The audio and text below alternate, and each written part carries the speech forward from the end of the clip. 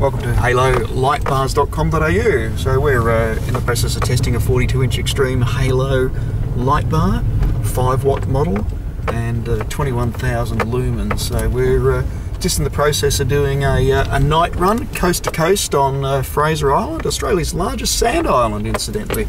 So we're up here after the cyclone, and a lot of these roads have been a little bit treacherous, and many still closed off. But we haven't had too much trouble, have we, Mark? So tonight, so we've tested this light fairly well. So we've run it basically continuously for a number of hours. About 2 or 3 hours now. Yeah, 2 or 3 hours, and hasn't missed a beat. So we're incredibly happy, and I guess proud of Halo light bars and the product that we actually put out there in the market, aren't we? Yes, definitely.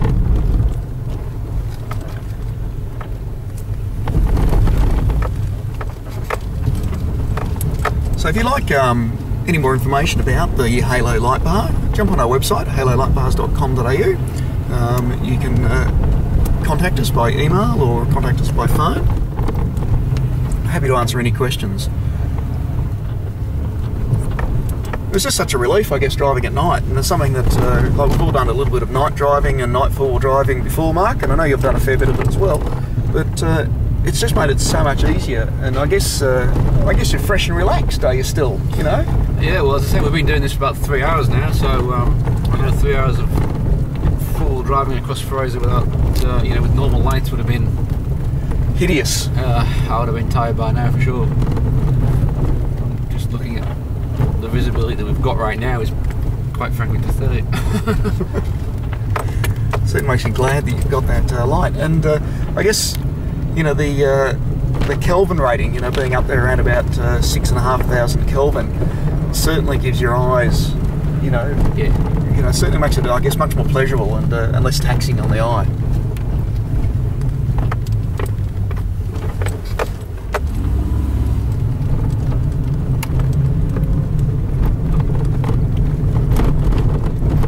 That's just a huge difference.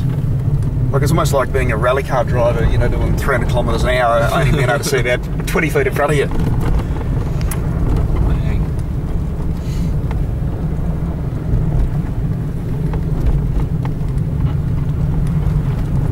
It certainly would have taken a lot longer to get from one side to the other.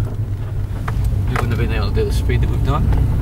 So we've actually done it before. You're mentioning on the trip, Mark, that you'd actually done it before, done the crossing at night time, and yeah. Did take quite a few hours, and ran across a couple of people walking along as well. That's right, with a set of light force sport lights on, and they're frankly just hopeless when you're off-road. They're just pointing straight in the sky, or, you know, not where you want to be, basically. I guess the beauty of it, and you can certainly see on the video, is you can virtually see around the corner before you get there. You get a massive spread of light up and down. Obviously, they're not like HID lights, you know, that you shoot a kilometre down the road, but there is no kilometre down the road here, is there? Yeah, no.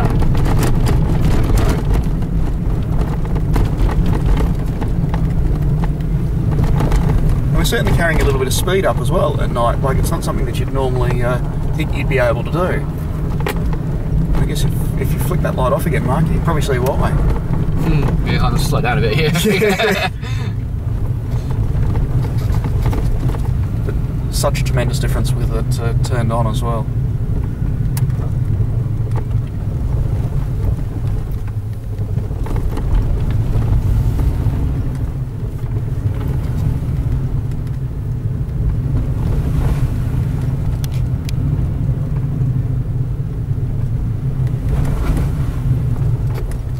Certainly crystal clear vision, like a few 100 metres down the road in front of you at least, probably more in a straight line.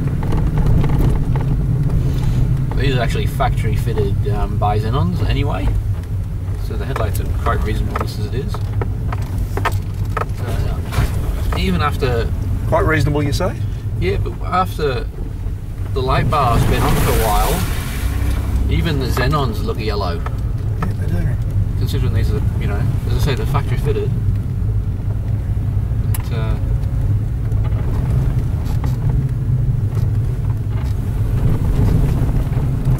And we've got this LED light bar mounted on the roof of the vehicle, probably what, about 2 or 3 feet back behind the roof line. Yeah, a little bit further back than ideal, but... Yep. And we've sort of got it stealth mounted underneath a roof cage. Being a short wheelbase Pajero, you don't get a lot of room inside, so we've got the roof cage on it and got the light bar mounted upside down, hanging beneath. So it's mounted just above the bonnet. So if you see any of the photos on our website, the roof even. Oh, the roof even. Yeah, not the bonnet. No, not the bonnet. So if you see any photos on the website, it's mounted about 1 mil above the line of the bonnet. And you'll probably find that... Or still the roof. Still the roof. Yeah, still the roof. Still the roof. Still the roof. No bonnet. We haven't got a bonnet. We do have a bonnet. There's no light bar on it. Or a roof cage. That's it. Or a roof cage. Well, of course, it'd be a bonnet cage, wouldn't it? Well, it's on the bonnet. Yes. Yeah. And if it was a millimetre underneath, it would be like in the engine bay. That's right. It's going to be warm.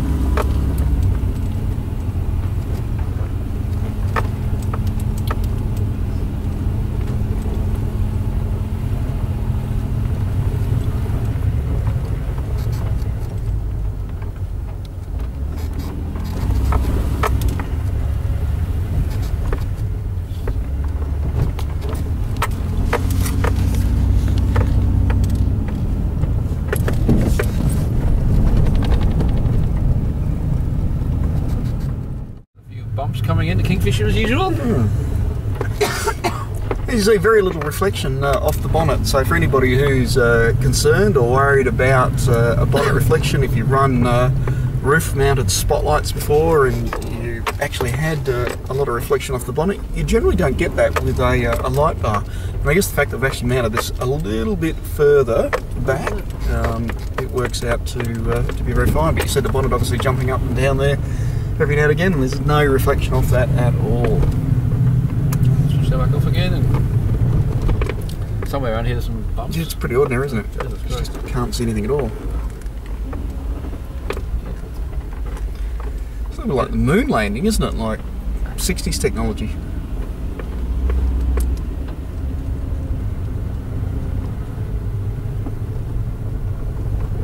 Oh, you have to do this very slowly in this condition.